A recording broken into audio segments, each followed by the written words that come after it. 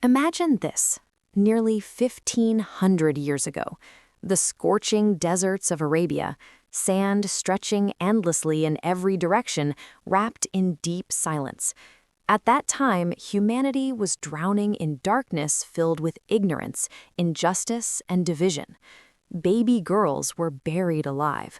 The weak were helpless under the oppression of the powerful, and there was no stable moral standard in society.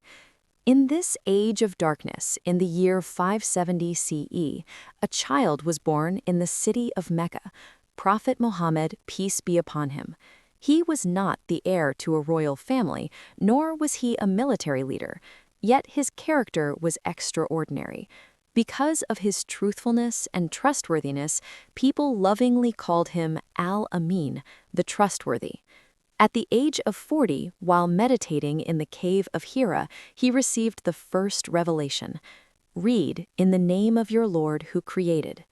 This single message changed the course of history. Islam taught humanity the worship of one God, justice, compassion, brotherhood, and the importance of knowledge. What began with only a few followers gradually spread beyond the Arabian Peninsula to 3 continents. During the Golden Age of Islam, Muslims led the world in science, medicine, mathematics, astronomy, and philosophy. The House of Wisdom in Baghdad became a center of learning, where Muslim and non-Muslim scholars worked together in the pursuit of knowledge.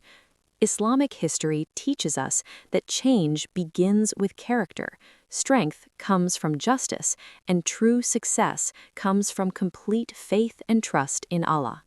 This history is not just the past, it remains a living lesson for us even today.